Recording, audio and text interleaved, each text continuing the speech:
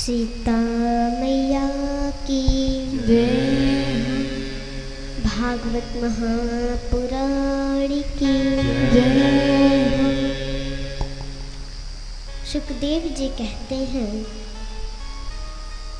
हे राजा परीक्षित, भगवान के जितने भी अवतार हैं सब अवतार अद्भुत हैं।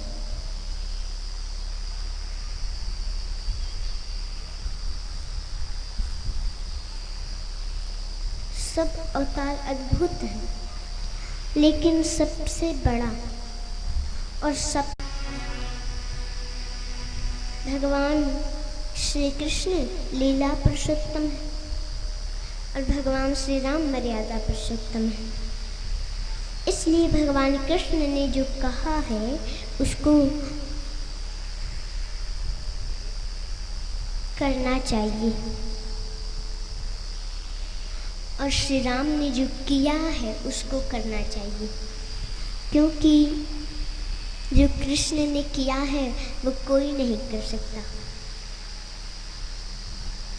अब बताइए, जन्म हुआ 7 दिन के कृष्ण ने पूतना को मार दिया।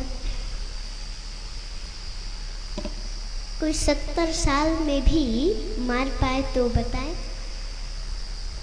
कोई मार सकता है? इसलिए अब देखिए, भगवान कृष्ण ने गोवर्धन धारण किया। किसी को कह दिया जाए कि एक ईंट ही ले लो, भी एक ईंट जल्दी नहीं लगेगा, तो उनका किया हुआ कोई नहीं कर सकता। इसलिए आप सभी लोग उनका कहा हुआ कीजिए और राम जी ने जो किया उसको कीजिए। भगवान राम ने जिस वंश में अवतार लिया उसका नाम सूर्य वंश है। श्री नारायण के पुत्र हुए ब्रह्मा, ब्रह्मा के पुत्र हुए मरीचि, मरीचि के पुत्र हुए कश्यप, और कश्यप के पुत्र सूर्य हुए। सूर्य का एक नाम वैश्वान भी है, और वैश्वान के पुत्र का नाम वैवस्वत मनु हुआ।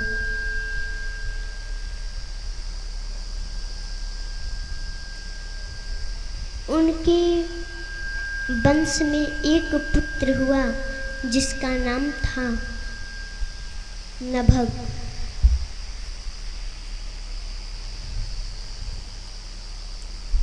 नभग के पुत्र नाभाग हुए। नाभाग के पुत्र अमरीश राजा हुए। वह एकादशी व्रत करते थे।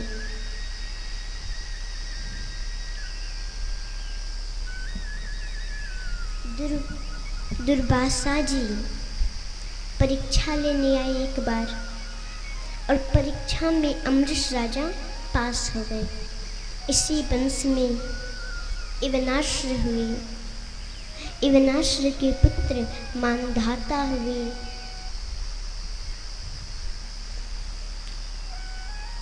मानधाता के 50 कन्या शौभरी ऋषि को ब्याही गई। उसके बाद त्रिवंधन हुए और त्रिशंकु हुए। उसके बाद हरिश्चंद्र हुए। फिर इसी वंश में बाहुक हुए।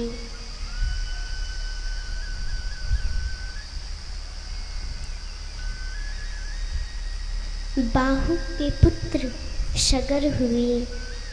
राजा सगर के एक पत्नी से एक पुत्र हुआ असमंजस।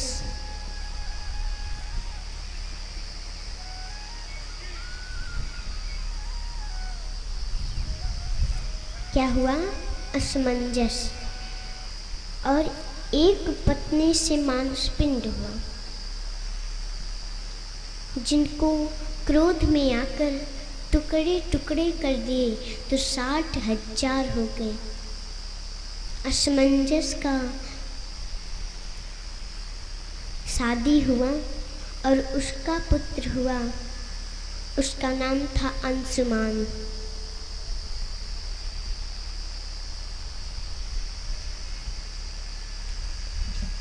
पर 60,000 सगर पुत्र थे, वो उद्दंड थे। असमंजस घर से निष्कासित कर दिए गए, क्योंकि वो पागलों की वृत्ति में रहती थी। राजा सगर के 60,000 पुत्रों ने भगवान कपिल का अपमान किया, क्योंकि राजा सगर ने यज्ञ की और घोड़ा दौड़ा दिया।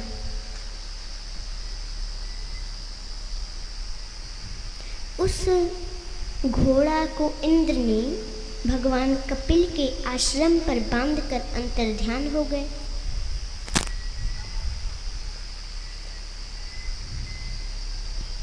और भगवान कपिल को सगर के पुत्रों ने चोर समझा और मारने दौड़े उनको। भगवान कपिल के आँख खुलते ही सब जल के भस्म हो गए। बोलो जय श्री कृष्ण।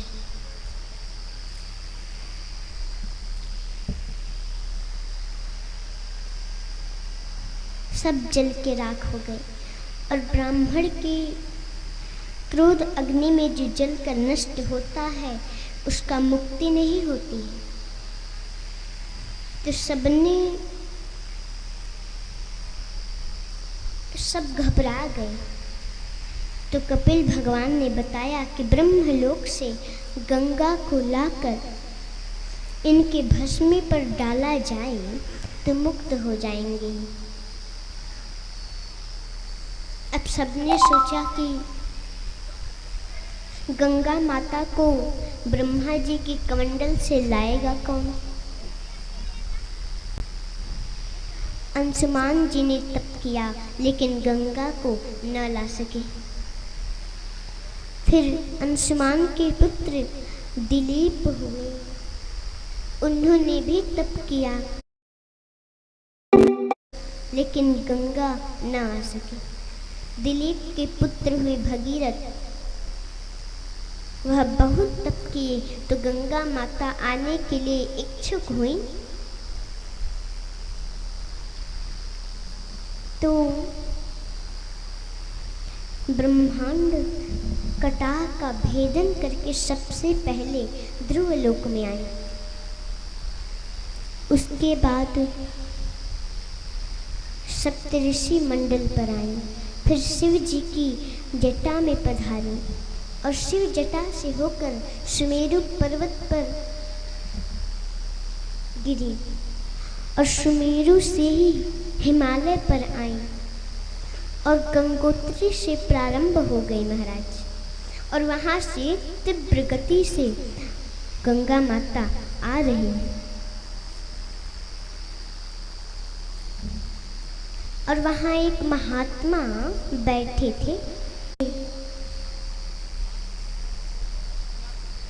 अभी बताता हूँ।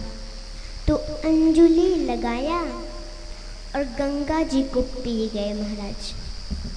बोलो जय श्री कृष्ण।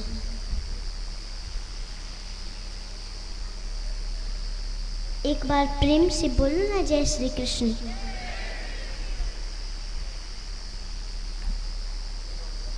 हमारे पास आवाज ही नहीं आ रहा था, अब आया आवाज।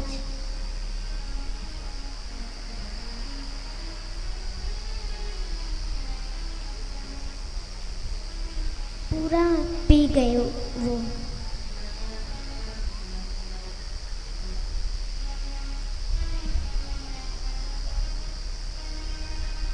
भगीरथ जी ने पीछे मुड़कर देखा तो गंगा माता नहीं थी।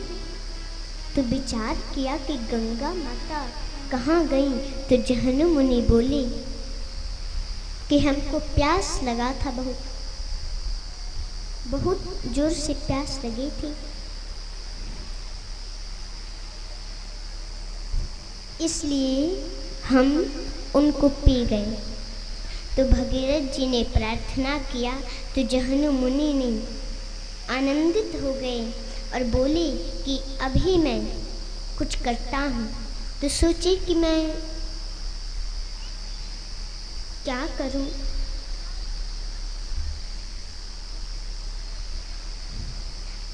मैं मुख से गंगा को बाहर करूं तो वे जूठा हो जाएंगे, तो उससे अभिषेक कैसे होगा। इसलिए वह अपने कान से गंगा जी को बाहर कर दी। बोलो जय श्री कृष्ण।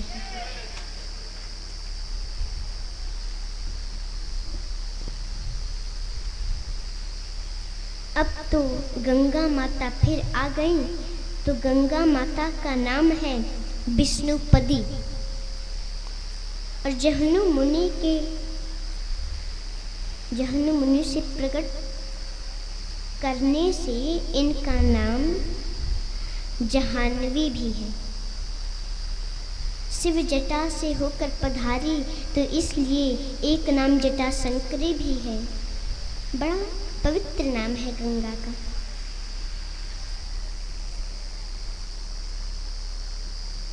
गंगा माता का बड़ा पवित्र नाम है। गंगे गंगेति यो ब्रूयात् योजनानां शतैरपि मुच्यते सर्वपापेभ्यो विष्णुलोकं स गच्छति।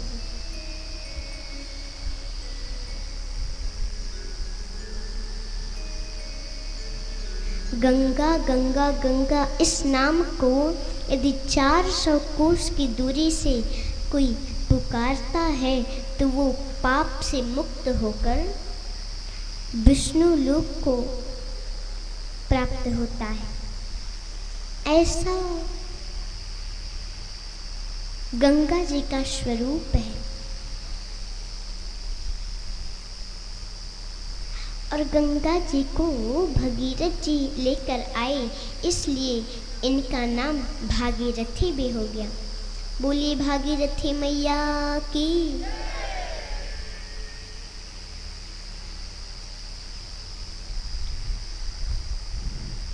अलकनंदा भी गंगा जी का नाम है और सुरसरी भी उनका ही नाम है महाराज।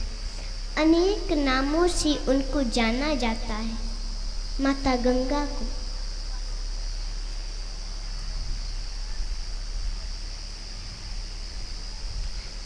भगीरथ के पुत्र श्रुत हुए और श्रुत के पुत्र सुदास हुए। उनको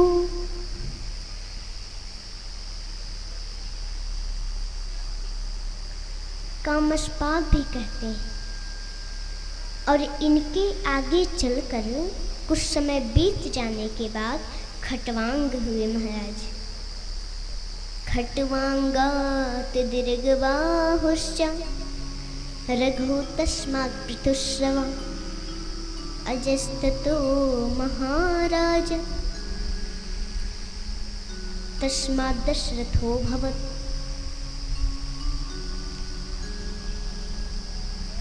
खट्वांग के पुत्र दीर्घबाहु हुए। दीर्घबाहु के पुत्र रघु राजा हुए। रघु के पुत्र दिलीप हुए, जिनको पृथुसर्वा भी कहते हैं। और इनके पुत्र हुए अज। और महाराज अज के ही तो पुत्र कहलाए महात्मा दशरथ। बोलो जय श्री कृष्ण। ऐसा निर्मल जीवन और ऐसी उनकी मन स्थिति। अयोध्या का राजा थे दशरथ। दशरथ का मतलब जिनका दसों दिशाओं में यश है, दसों दिशाओं में जिनके रथ को आवाज गति से चलने का सामर्थ्य प्राप्त है, वे राजा दशरथ हैं। निर्मल जीवन, बड़ा पवित्र जीवन है इनका।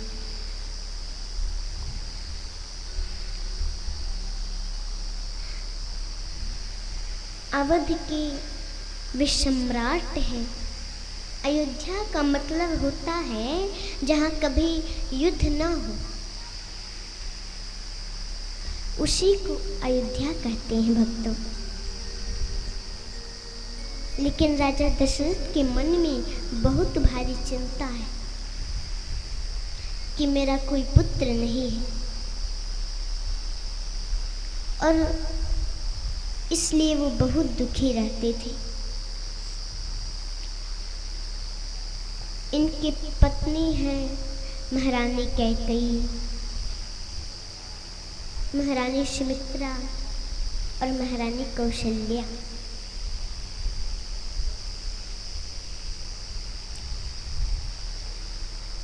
पुत्र के लिए राजा दशरथ को बहुत चिंता है,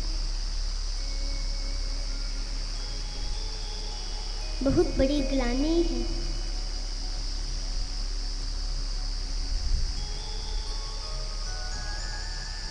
हुई हिन बिमल विवेक उर गुरुशन कियों दुरा। कोई दुख हो तो दुनिया को नहीं बताना चाहिए, लेकिन अपने गुरु से कभी छुपाना भी नहीं चाहिए।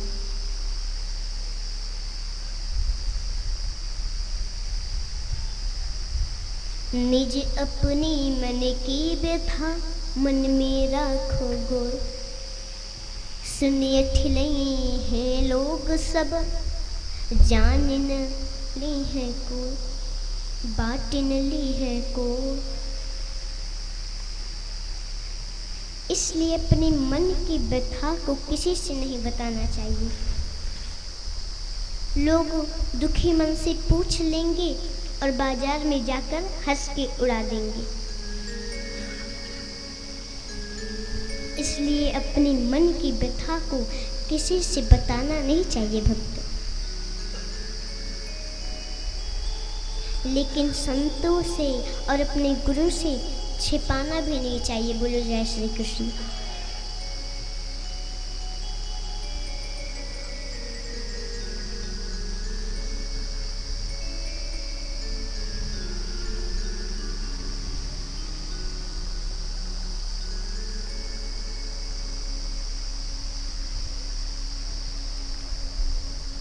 राजा दशरथ कहते हैं कि आज से हमको ऐसा लगता है कि क्या मेरे घर में कोई तर्पण करने वाला भी न होगा। हे गुरुदेव, गुरु के पास गए। हे गुरुदेव, क्या सूर्य वंश के मैं अंतिम राजा कहलाऊंगा?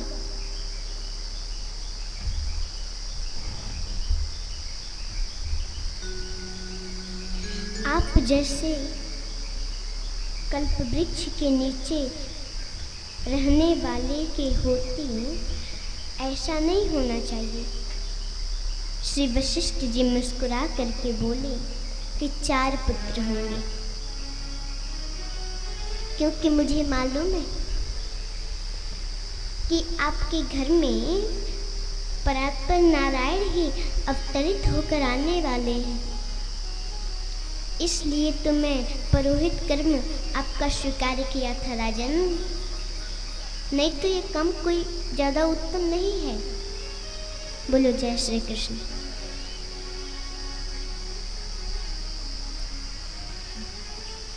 मैं इसीलिए तो स्वीकार किया था। हे राजन, आपके घर 4 पुत्र होंगे, लेकिन फिर भी हमें सत्कर्म तो करना चाहिए राजन। तो बड़ी निष्ठा और प्रेम से पुत्र कामेष्टि यज्ञ प्रारंभ हो गया महाराज। और जब अंतिम आहुति डाली गई तो साक्षात अग्निदेव प्रकट हो गए। हवन कुंड से चरु लेकर के बोली अग्निदेव महाराज की।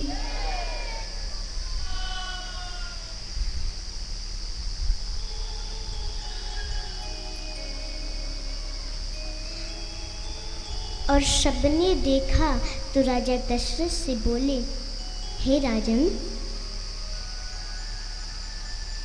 आप तीनों रानियों को इस चरु को प्रदान करें। सुंदर 4 पुत्र होंगे आपके।